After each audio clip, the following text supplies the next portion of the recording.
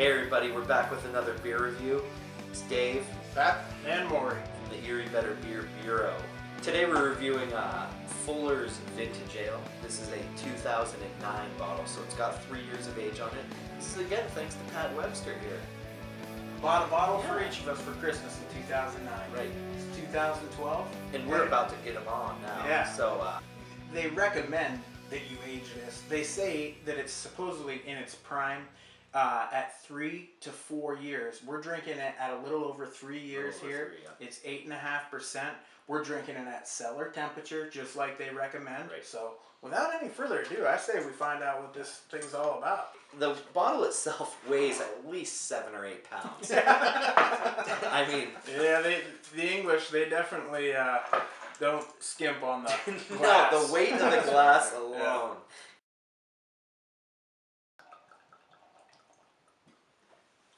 Thank you.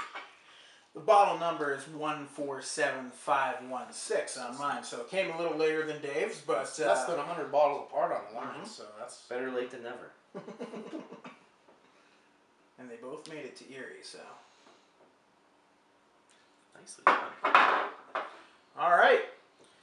Real nice clarity on this thing. Yeah. for Beautiful several years bronze, kind of copper orange color. on.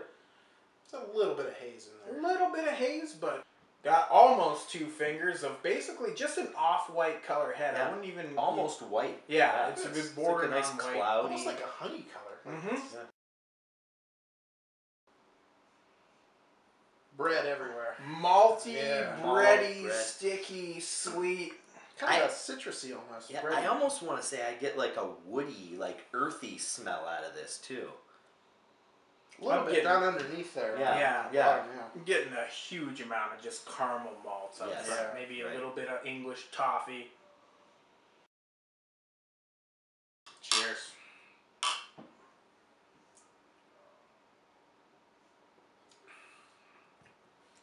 Ooh. Hmm. Wow. This has European beer written all over the flavor. Definitely. I mean, there is no doubt, if you did a blind taste test on this thing, this beer is not from America. Right. Yeah. It does in no way. You can just tell the brewing process has that real old feel to it. That real Old world. feel to it. Definitely does. You know, we did happen to bust out our nice English pub style glasses to We drink did. this guy out of, and wow, real malt heavy on this Yes, one. very, very mild hop profile. Right. Almost, you know, I don't want to say non-existent, but they're way in the background. This is a caramel malt, just sticky, sweet English Yeah. beer. The hops are not the focus on this beer at all. Mhm. They just complement it, but there's a great, like, almost like a butterscotch taste in there with it. The I'll agree with that. Yep. Toffee. That real almost, those real, you know, buttery candies. Yeah, You know, toffee, butterscotch, caramel. Yes. Um, It's a little bit bready. Right. You know, it just tastes like a hearty beer. It's a real hearty beer.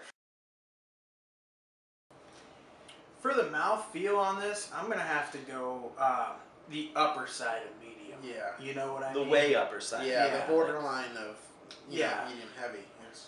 For the style, you know, I mean, all English ales have that malty, you know, profile to them. But this one is a little bit bigger. I mean, It's you know, bordering syrupy, though. right. You know? Yeah, it does have a syrupy texture Right. to it. I'll agree with A that. little bit of stickiness right on the back end as soon as An 8.5 for our buddies over the pond there. That's getting up there in alcohol. That's imperial content. on that Right. side. Yeah. So, yeah, this is definitely a malty, thick, as Dave said, almost bordering syrupy mouthfeel of a beer here. But if you look at, you know, the appearance doesn't reveal that. You know, if you look at Right. this, you see that nice crystal clear, effervescent beer. I would almost just looking at it think it's going to be on the lighter side. All right, for my score, I'm going to go 4.25 on this beer. I think it's a great beer. One of the better, definitely on the higher end of English beers that I've had. Thank you, Pat. It has a great mouthfeel. If you're in the mood for just kind of like a malty, you know, winter sipper, you know, take a break from the hops, this is your Huckleberry right here. This is a very tasty brew for sure. And I'm going 4.25 out of 5. Even if you don't like huckleberries, I think this is your beer.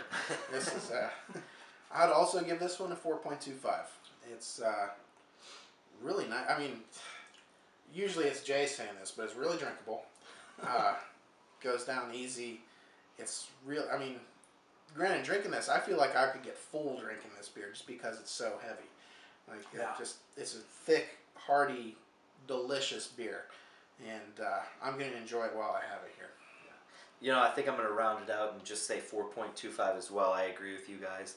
I think that it's you know, a real hearty beer. I think you can sip on this, and as a matter of fact, you could drink it quickly if you like. I think the fact that we put 3 years on this beer really helped it, and it's really got a unique character. You, like I said before, earlier in the review, you can definitely tell it's an English European style beer, and it's got some real nice characteristics. And you know, it's a change of pace from what we've been really drinking lately. Oh, and I really appreciate that about this beer. Cheers. Cheers. Cheerio. Let's see if I can give the folks at home a little feel for that streaming bubble up in the glass here. You guys see that? That's a high-class bubble there, buddy. You've revealed our lighting source. Yeah. Hey, I didn't want you guys to be left out. Oh boy, can we call you old boy? Old boy. My start. From over the pond, from Fuller's. Were you gonna say something else?